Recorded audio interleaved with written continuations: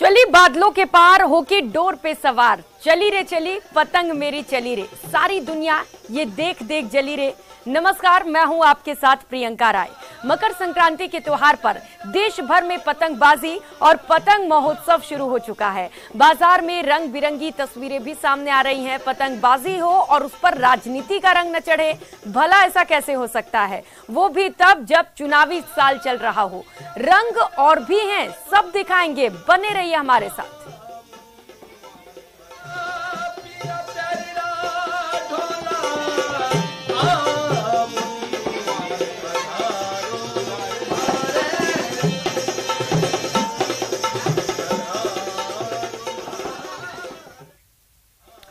और सबसे पहले आपको तीन तस्वीरें दिखाते हैं अजमेर, जयपुर और कोटा की। तीन अलग अलग तस्वीरें आपको दिखाएंगे जहां पर पतंगबाजी इस वक्त परवान पर है। तो तीन तस्वीरें आप देख पा रहे हैं।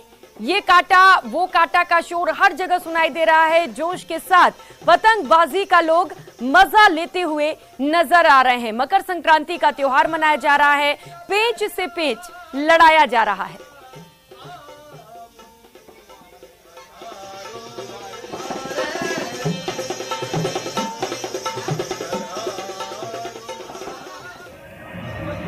पतंगबाजी हो और जयपुर की बात ना हो, ये भला कैसे हो सकता है। राजस्थान में पतंगबाजी का पुराना इतिहास है।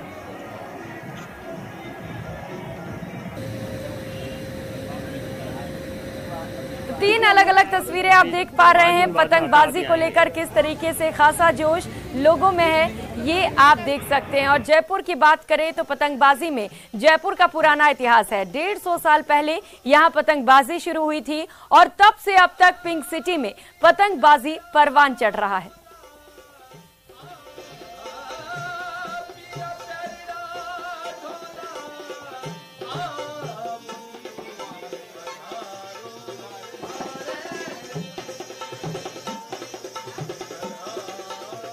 राजस्थानी गानों के बीच पतंगबाजी का मजा ही कुछ और है। तभी पतंग उत्सव का हिस्सा बनने के लिए दूर दूर से लोग पिंक सिटी पहुंचते हैं। पतंगबाजों से पतंग उड़ाने के तरीके सीखते हैं, राजस्थानी जायके का लुत्फ उठाते हैं। It's amazing. I loved the experience of this festivity. The fact that the Maraya has given us the food for free, the kite experience. And yeah, it's the first time in Jaipur, so it's incredible. I feel amazing. Like, I'm from France. It's my first time in India, and I had the opportunity to fly a kite for the kite festival. So yeah, I feel really happy. Jaipur के बाशिंदों को पतंगबाजी का शौक विरासत में मिला है। जी हाँ, राजस्थान में पतंगबाजी का इतिहास पुराना है। 150 साल पहले यहाँ पतंगबाजी शुरू हुई थी। महाराजा राम सिंह द्वितीय को पतंगबाजी का ज्यादा शौक था। वो लखनऊ से पतंग लाए थे। आजादी के पहले जयपुर में जल महल और लाल डूंगरी के मैदान में पतंगबाजी की प्रतियोगिता भी होती थी और तब से अब तक जयपुर वासियों के रग रग में पतंगबाजी बस गई है। जयपुर के अंदर काइट फेस्टिवल या पतंग उत्सव या पतंग की जो शौक है वो महाराजा सवाई राम सिंह जी द्वितीय के समय शुरू हुआ था। और जयपुर रॉयल फैमिली अब पिछले 25 सालों से यहाँ पर पर्यटकों के लिए काइट फेस्टिवल मना रहे हैं। इस बार मकर संक्रांति पर अकेले जयपुर में करीब 15 से 20 करोड़ रुपए का पतंग डोर का कारोबार होने के आसार हैं। प्रदेश में 50 करोड़ तक कारोबार रहेगा। जयपुर में करीब 2500 कारीगर पतंग, मांझा और सद्दा बनाने और बेचने के काम से जुड़े हैं। यानी कि पतंगबाजी का शौक तो है ही, और इसी शौक के कई घरों में चूल्हे भी साथ ही साथ चल रहे हैं। जयपुर से न्यूज़ 18 राजस्थान के लिए अरबाज अहमद की रिपोर्ट। देश दुनिया में क्यों प्रसिद्ध है करीब 150 साल पुरानी जयपुर की पतंगबाजी? कैसे 18वीं शताब्दी में सवाई राम सिंह द्वितीय के शासन में उत्तर प्रदेश से लाई तुक्कल पतंगों से शुरू हुआ जयपुर में पतंगबाजी का ऐसा सफर जो आज जयपुर को एक अलग पहचान देता है। ये खास खबर देखिए।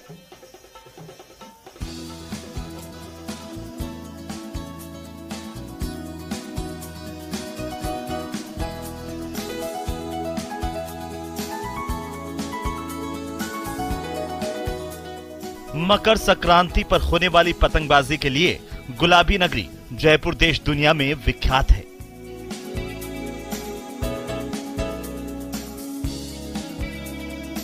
एक ऐसा दिन जब पूरा शहर घर की छतों पर नजर आता है। अल सुबह से छतों पर चढ़कर वो मारा वो काटा का शोर देर शाम तक चलता है। जयपुर के नीले आसमान में रंग बिरंगी पतंगों के बीच चलने वाला दंगल किसी अखाड़े में पहलवानों के बीच होने वाले दंगल से जरा हटके होता है। बात जयपुर की पतंगबाजी की। 150 साल पुराना है जयपुर में पतंगबाजी का इतिहास। यूपी से जुड़ा है गुलाबी नगरी में सबसे पहले आई पतंगों का इतिहास। सवाई राम सिंह द्वितीय के शासन में उड़ाई जाती थी चांदी के घुंघरू लगी तुक्कल पतंगें। तुक्कल पतंगों के कटने पर दौड़ाए जाते थे घुड़सवार। आज भी जयपुर के पतंगबाज लेते हैं नेशनल टूर्नामेंट में हिस्सा। इतिहासकारों के मुताबिक करीब 150 साल पहले जयपुर शहर में पतंगबाजी की शुरुआत हुई थी और आज भी हम मौजूद हैं जयपुर के सिटी पैलेस में, जहां पर आप देख सकते हैं कि देशी विदेशी पर्यटक जो है आज पतंगबाजी का आनंद लेने के लिए यहां पर पहुंचते हैं। और इसी आनंद के साथ में उसके अलावा जो म्यूजिक जो कलाकार हैं, लोक कलाकार हैं, उनको यहाँ पर बुलाया जाता है। तो पतंगबाजी के साथ साथ लोक संगीत का जो आनंद है देशी विदेशी पर्यटक लेते हैं। और ये वही सर्वतोभद्र की छत है जहाँ पर करीब सवाई राम सिंह जी के वक्त में जयपुर शहर में पतंगबाजी की शुरुआत हुई थी और सिटी पैलेस के छत से चंद्र महल से यहाँ पर पतंगबाजी हुआ करती थी। जयपुर से पहले कछवाहा वंश की राजधानी आमेर थी। सवाई जय सिंह के वक्त कनखे उड़ा करते थे। सवाई जय सिंह चरितावली में इसका उल्लेख है। लेकिन जयपुर में पतंगबाजी को पहचान सवाई राम सिंह द्वितीय के दौर में मिली। तब उत्तर प्रदेश में बरेली, आगरा से पतंगबाजों को जयपुर राजघराने में लाया गया। मांझे सूतने वाले पतंगबाज आज भी चौकड़ी गंगापोल में रहती है। जयपुर में पतंगबाजी विश्व विख्यात हो गई। जयपुर से पहले कछवाहा वंश का जो राजधानी थी आमेर थी और आमेर में कनखे उड़ा करते थे। राय मुरारीदान ने मान चरितावली में कनखा शब्द का उपयोग किया है। तो हम कह सकते हैं कि ये पतंगबाजी आमेर से जयपुर में आई। जब जयपुर बसा तो जयपुर के अंदर पतंगबाजी चलती थी। ऐसा भी उल्लेख है सवाई जयसिंह चरितावली के अंदर कि कृपाराम जी उन्होंने पतंग उड़ाई थी सवाई जयसिंह के साथ। और आधुनिक रूप से अगर हम बात करें जयपुर की पतंगबाजी का जो रूप आज हम देखने को मिल रहा है आपको, वो सवाई राम सिंह जी के समय से। सवाई राम सिंह जी के समय बड़े बड़े पतंगबाजों को बरेली से, मेरठ से, मैनपुरी से, इटावा से, मंदसौर से, वहां से बुलाया गया। आज भी चंद्रमहल में सवाई राम सिंह के वक्त के चरखे रखे हैं। चंद्रमहल की छत से पतंगबाजी होती थी। आज भी सिटी पैलेस में पतंग की कोठी बनाई गई है। इन तुक्कल पतंगों के चांदी के घुंघरू बंधे होते थे। तब तुक्कल पतंगों के कटने पर घुड़सवार दौड़ाए जाते थे। आज भी चंद्रमहल के अंदर सवाई राम सिंह जी के समय के चरखे रखे हुए हैं। उस जमाने के बरेली के कारीगरों द्वारा बनाए हुए मंजे रखे हुए हैं। चंद्रमहल की जो सबसे बड़ी मंजिल है वहां से सवाई राम सिंह जी पतंग उड़ाया करते थे। और उनके जमाने के अंदर कांतिचंद मुखर्जी जो जयपुर के प्राइम मिनिस्टर रहे वो उनके साथ खड़े होते थे डोले के साथ में। आज भी वो पतंग की कोठी है जो मर्दानी और जैनडोडी के बीच में पाई जाती है। शनिश्चर जी का चौक बोलते हैं उसको। वहां पर वो कोठी है सवाई राम सिंह जी के समय की, वहां पतंगे रखी हुई है। वर्तमान में उसको सील लगी हुई है। तो आपको वो तुक्कल, गिलासदारा, मांगदारा, डंकलदारा उस जमाने में सवाई राम सिंह के समय से ये पतंग चली आई। दिन भर पतंगबाजी के बाद शाम के वक्त सभी नामी ज्योतिषी चांदपोल में इकट्ठा हुआ करते थे। वे पंचांग पढ़ते थे। परकोटे में रहने वाले लोग वहां पर इकट्ठा होते थे और तब नामी ज्योतिषी जयपुर के भविष्य को लेकर पढ़कर सुनाया करते थे। भट्ट मथुरादास शास्त्री ने अपने जयपुर वैभवम में मकर संक्रांति का भी जिक्र किया है। देखिए, पंचांग का प्रचलन ही मकर संक्रांति से चला है। जय विनोदी पंचांग जो जयपुर का पंचांग माना जाता है, पंडित केदारमल जी शर्मा जो बहुत विद्वान रहे, ज्योतिषी रहे, जयपुर में शाम को पंचांग बांचा जाता था। बद्रीनाथ जी के चौक जाने वाले रास्ते के अंदर जयलाल मसीह इमली का चौराहा, यहाँ बांचा जाता था कि क्या होगा, साल कैसा होगा, किस तरह से होगा। और बकायदा वो पंचांग फिर बांचने के पश्चात हाथ से उसके ऊपर वेरीफाई करके फिर वो बटा करता था मोहल्ले में, और मोहल्ले के जो पंडित होते थे उनको दिया जाता था। वर्तमान में ये परंपरा कम होती गई है। परकोटे में पुराने पतंगबाजी के जानकार सुभाष पारीक ने बताया कि चाइनीज मांझा अभी आया है। पहले कॉटन का मांझा होता था जो नदी किनारे सूता जाता था। सुभाष पारिक ने बताया कि जयपुर के पतंगबाजों का काफी नाम हुआ करता था। तब सवाई मानसिंह ने पतंगबाजों को आश्रय दिया। यहाँ के पतंगबाज बाहरी राज्यों में टूर्नामेंट में जाया करते थे। क्लब थे, जयपुर के क्लब थे सारे, और वे पतंगे लड़ते थे। लखनऊ, बरेली, दिल्ली, कानपुर सब जगह जाते थे यहाँ के क्लब वाले, जयपुर वाले, और वहाँ से भी लोग बाग यहाँ आते थे और लड़ते थे। मास्टर बद्री नारायण जी वगैरह ये क्लब के थे, और इनके पास रियासत वगैरह कई कारीगर आते थे। उनके पास मंजे उड़ते थे, मंजे रखते थे, एक से एक पतंग थे। जयपुर राजघराना मकर संक्रांति के एक दिन पहले सिटी पैलेस के बाहर एक कौड़ी पतंग और मांझा दिया जाता था, ताकि गरीब लोग भी पतंगबाजी का आनंद ले सकें। माधो सिंह जी के जमाने में पतंग बनी थी स्पेशल, तुक्कल पतंग, जिसके चांदी के घूघरे हुआ करते थे, और वो जो पतंग उड़ती थी, ठिमकी लगती थी, तो छन छन की जैसी आवाज आती थी आसमान में। और वो उस समय कई जो उड़ाने वाले थे उनके पास थी वैसी पतंगे। माधो सिंह जी अपने खास आदमियों को दिया करते थे। वो सवाई राम सिंह द्वितीय को पतंगबाजी का इतना शौक था कि जयपुर के सिटी पैलेस में 36 कारखानों में से एक पतंग खाना भी बनाया गया। यहाँ जो पतंगे बनती थी वो मलमल के कपड़े से बनती थी। तब मांझा नहीं हुआ करता था, बल्कि पतंग उड़ाने के लिए रेशमी धागे से बनी डोर काम में ली जाती थी। जयपुर राजघराने ने 36 डिपार्टमेंट बना रखे थे, 36 डिपार्टमेंट, 36 विभाग। उनमें से एक पतंग खाना भी था, जहां पर आगरा के कुछ कारीगर आकर के यहाँ पतंग बनाया करते थे। यहाँ कुछ शागिर्द उनके होते थे, वो आगे पतंग बनाते थे। और यहाँ जो पतंग बनती थी वो मलमल के कपड़े से बनाई जाती थी, और उस कपड़े को अलग अलग रंगों में रंगा जाता था। और चूंकि मलमल का कपड़ा बहुत जीना, बहुत पतला होता है, तो उससे पतंग बहुत अच्छी बनती थी। और उस समय मांझे का प्रयोग भी नहीं करते थे, तो वो रेशमी डोर से महाराजा राम सिंह जी महाराज पतंग उड़ाया करते थे, उनको बहुत शौक था। जयपुर राजघराना आज भी देशी विदेशी पर्यटकों को जयपुर की संस्कृति से रूबरू करवाने के लिए मकर संक्रांति के मौके पर 3 दिन पतंगबाजी का उत्सव सिटी पैलेस में मनाता है। ओएसडी रामू रामदेव ने सिटी पैलेस के सर्वतोभद्र में रखी 18वीं शताब्दी के डोर की चरखियां और पतंगे दिखाई। सन 1835 से 1880 के शासनकाल के बीच में पतंग खाना यहाँ पर बनाया गया। जो 36 कारखाने हुआ करते थे, गुणीजन कारखाने जिनको कहा जाता था, उनमें पतंग खाना भी एक शामिल किया गया, जिसमें तुक्कल पतंगे बनके सामने आने लगी। और आज भी पतंगबाजी का दौर जयपुर शहर में प्रसिद्ध है। देश विदेश के पर्यटक सैलानी यहाँ पर आते हैं। सबसे बड़ी बात, जब आज चाइनीज मांझाल जानलेवा हो रहा है, वहीं पर सवाई राम सिंह द्वितीय के वक्त में रेशम के धागे से पतंगों को उड़ाया जाता, ताकि कभी किसी की जनहानि ना हो। कैमरा पर्सन मान सिंह के साथ विष्णु शर्मा, न्यूज़ 18 राजस्थान, जयपुर। मकर संक्रांति पर परिंदों को पतंगबाजी और मांझे की मार से बचाने के लिए आम लोगों के लिए सहयोग की भी जरूरत है। इस मिशन के तहत वन विभाग ने कई एनजीओ के साथ राजधानी समेत प्रदेश के बड़े शहरों में विशेष अभियान चलाया जा रहा है और कई जगह पर बर्ड ट्रीटमेंट कैंप लगाए गए हैं। सभी एनजीओ को ट्रेनिंग दी गई है। तैयारी है कि कैसे राजधानी और प्रदेश के मुख्य शहरों में परिंदों को बचाया जाएगा, इनको हाईटेक इलाज दिया जाएगा। ये रिपोर्ट देखिए।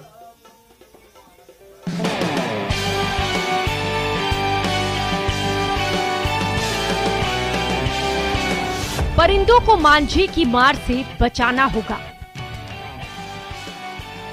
जयपुर में चप्पे चप्पे पर मुस्तैद होंगी टीम। वन विभाग, एनजीओ, आमजन, युवा होंगे साथ। दर्शकों से न्यूज़ 18 राजस्थान की अपील, इस बार मकर संक्रांति को मनाएं मांझा मुक्त। बेजुबान परिंदों पर जाने अनजाने न करें क्रूरता। मकर संक्रांति पर एक बार फिर से पतंगबाजी का जुनून चरम पर है। लोग पतंगबाजी का तो खूब मजा लेते हैं, लेकिन इंसानों के शौक की कीमत उन बेजुबान परिंदों को चुकानी पड़ती है जो अपनी भूख प्यास मिटाने के लिए आसमान में खुली उड़ान के लिए अपने पंख फैलाते हैं। हर साल मकर संक्रांति के बाद ये सोचा जाता है कि इस क्रूरता को खत्म किया जाएगा, लेकिन इस साल हम क्रूरता होने से पहले दर्शकों से अपील कर रहे हैं कि मांझे का इस्तेमाल बंद करें, ताकि शौक में हम बेजुबानों के गुनहगार न बन जाएं। परिंदों को मांझे की मार से बचाना होगा। मांझे की तेज धार से परिंदों के पंख कट जाते हैं, जिस्म लहूलुहान हो जाता है। करीब 50% से ज्यादा घायल परिंदा तड़प तड़प कर दम तोड़ देता है। करीब 25% परिंदे ऐसे होते हैं जो हमेशा के लिए विकलांग हो जाते हैं। बात अगर अकेले जयपुर की करें तो हर साल 8 से 10 हजार परिंदे केवल राजधानी में ही मारे जाते हैं। वन विभाग ने हालात को काबू में करने के लिए ऑपरेशन खुली उड़ान शुरू किया है। सारी team are involved in it right now, right from students to veterinary doctors from Nagpur, Mumbai and in fact even from Jaipur. तो सभी लगे हैं सुबह से to help rescue and save lives over here of all these birds. इस साल घायल पक्षियों ने पिछले कई सालों के रिकॉर्ड तोड़े। पिछले साल भी हजारों परिंदे घायल हुए थे। सुबह 2 घंटे, शाम 2 घंटे पतंग न उड़ाएं। 14 जनवरी को त्योहार पर पतंगे उड़ेंगी। 15 जनवरी को रविवार के कारण पतंगबाजी ज्यादा होगी। 14 और 15 जनवरी 2 दिन आपको खास ध्यान रखना है। चाइनीज, मेटेलिक या तेज कांच के मांझे का इस्तेमाल न करें। मकर संक्रांति पर पक्षियों के लिए जयपुर में इस बार करीब 100 ट्रीटमेंट कैंप लगाए जा रहे हैं। ट्रीटमेंट कैंप में पक्षी प्रेमी युवा इन पक्षियों को बचाने के लिए अपना पूरा योगदान दे रहे हैं। इन परिंदों को इलाज देकर के उनकी जान बचाने की कोशिशें कर रहे हैं। कई जगह हेल्पलाइन नंबर भी जारी किए गए हैं ताकि लोग इस हेल्पलाइन नंबर पर कॉल करके वक्त रहते परिंदों को इलाज के लिए इन मेडिकल कैंप्स में पहुंचा सके। उम्मीद की जानी चाहिए कि राजधानी जयपुर में जैसी अपील की गई है, मांझे का इस्तेमाल कम से कम किया जाएगा और इस साल पतंगबाजी में परिंदों को कम से कम घायल किया जाएगा। कैमरा पर्सन भवानी के साथ में अरबाज अहमद, न्यूज़ 18 के लिए जयपुर से। और अब बात सियासी पतंगबाजी की। 2023 तक किसकी पतंग हवा में टिकेगी कहने को तो बीजेपी और कांग्रेस ही मुख्य पतंगबाज हैं, लेकिन आरएलपी, आम आदमी पार्टी और अन्य क्षेत्रीय दल के पतंगबाज भी मैदान में हैं और सब दावा कर रहे हैं आखिर तक उनकी ही पतंग हवा में टिकेगी। ये रिपोर्ट देखिए। किसकी पतंग हवा में कटेगी, किसकी पतंग हवा में टिकेगी, सबसे बड़ा पतंगबाज बनेगा कौन? उड़ी रे सियासी पतंग।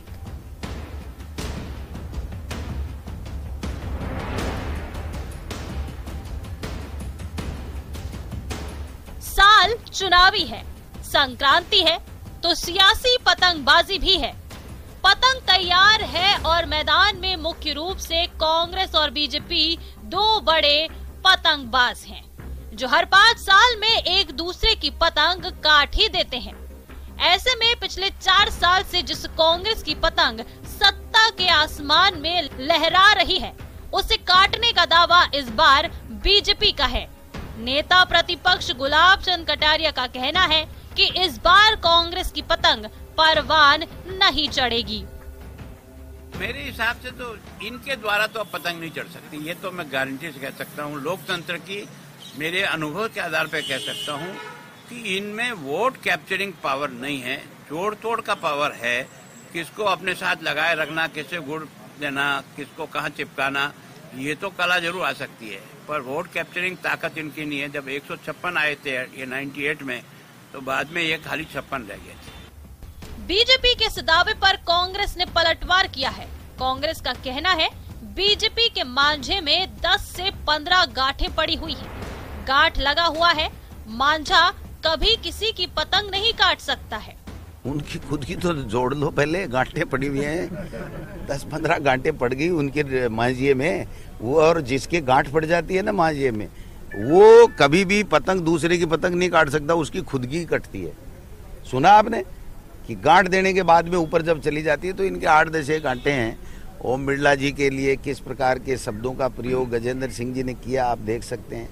किस प्रकार सतीश पूनिया जी के लिए जो कटारिया जी कर रहे हैं वो आप देख रहे हैं। तो इनमें जो निराशा का भाव, हताशा का भाव, एक दूसरे की टांग खिंचाई, एक दूसरे को पटकनी देने का जो सिलसिला चला हुआ है, तो ये जनता सब इनका नौटंकी देख रही है। तर्क भी है, इस बार रिवाज बदलेगा। अशोक गहलोत की पतंग उड़ रही है और आगे भी आसमान में उसी का राज कायम रहेगा। राजस्थान का आम चाहता है कि राजस्थान का 2023 का जो चुनाव है वो अशोक गहलोत की रहनुमाई में होगा, तो इससे कांग्रेस का भला होगा और उससे बड़ा फायदा 2024 के चुनाव में होगा कि 2024 में हमें दिल्ली की सरकार में कांग्रेस को वहां काम करना है। इसलिए मैं समझता हूं जो काम हो रहा है राजस्थान में अच्छा हो रहा है और अशोक गहलोत जी में वो कला है जो सबको साथ लेके चलते हैं। इन सब के बीच कुछ पतंगबाज ऐसे भी हैं जो इन दोनों मुख्य पतंगबाजों का खेल बिगाड़ने का मादा रखते हैं। इनमें सबसे ऊपर है आरएलपी सुप्रीमो हनुमान बेनीवाल का कहना है कि इस बार राष्ट्रीय लोकतांत्रिक पार्टी 150 से ज्यादा सीटों पर चुनाव लड़ेगी और इस बार सियासत के आसमान में केवल आरएलपी की पतंग ही दिखाई देगी। राष्ट्रीय लोकतांत्रिक पार्टी इस बार राजस्थान की तमाम सीटों पर चुनाव लड़ेगी। अगर हो सकता है कोई क्षेत्रीय पार्टियां मजबूत उम्मीदवार हो तो 10, 5, 15, 20 जगह गठबंधन के रास्ते भी हमारे खुल रहे हैं। 150 प्लस सीटों पर राष्ट्रीय लोकतांत्रिक पार्टी चुनाव लड़ेगी और इस बार मतलब हमारी पतंग राजस्थान आकाश के अंदर हमारी पतंग दिखेगी। राष्ट्रीय लोकतांत्रिक पार्टी की पतंग ही सबसे ज्यादा ऊंचाई पर उड़ती हुई दिखेगी राजस्थान का। मकर संक्रांति का पर्व और राजनीति के मैदान में कांग्रेस और बीजेपी दो मुख्य पतंगबाज है। वहीं आरएलपी, आम आदमी पार्टी व अन्य क्षेत्रीय दल भी हवा का रुख साथ होने पर अपनी पतंग को परवान देने का मादा रखते हैं। लेकिन इन सब के बीच कांग्रेस की चुनौती ज्यादा बड़ी है। उसे बीजेपी से अपनी पतंग को काटने से भी बचाना है तो चरखी थामे कोई उसका अपना उसकी डोर ना तोड़ दे, इस बात का भी ख्याल रखना है। कैमरा पर्सन दिलीप चेची के साथ सचिन कुमार, न्यूज़ 18 जयपुर। कोटा में मकर संक्रांति के मौके पर प्रतिबंधित मांझे की बिक्री लोगों के लिए चिंता का कारण बनी है। इस बीच भाजपा कार्यकर्ताओं ने बाजारों में दुकानदारों को गुलाब का फूल देकर चाइनीज मांझा नहीं बेचने की अपील की। भाजपा कार्यकर्ता सब्जी मंडी, रामपुरा, घंटाघर, मकबरा, नयापुरा, छावनी आदि क्षेत्रों में जाकर कई दुकानदारों से चाइनीज मांझा नहीं बेचने की अपील कर रहे हैं।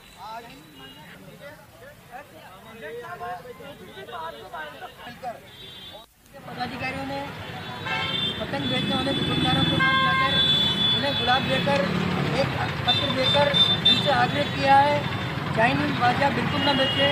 चाइनीज मांझा बेचने से कई आदमियों के गले करते हैं। हमारे खुद जिला उपाध्यक्ष जबू जी रहे की 2-3 दिन आईसीयू में रहे, 2 महीने बाद स्वस्थ हो पाए हैं। साथ ही बेजुबान जो पक्षी हैं ये भी इसकी चपेट में आकर अपना दम तोड़ देते हैं। मकर संक्रांति के मौके पर चाइनीज मांझे के कारण लगातार जानलेवा हादसे हो रहे हैं।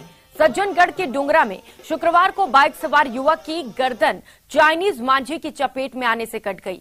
युवक को लहूलुहान हालत में एमजी अस्पताल पहुंचाया गया। शुरुआती इलाज के बाद युवक को महात्मा गांधी हॉस्पिटल रेफर किया गया, जहां उसकी हालत स्थिर है।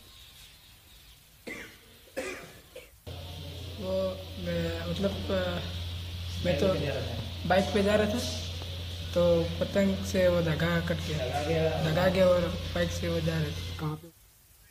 फिलहाल इतना ही, नमस्कार।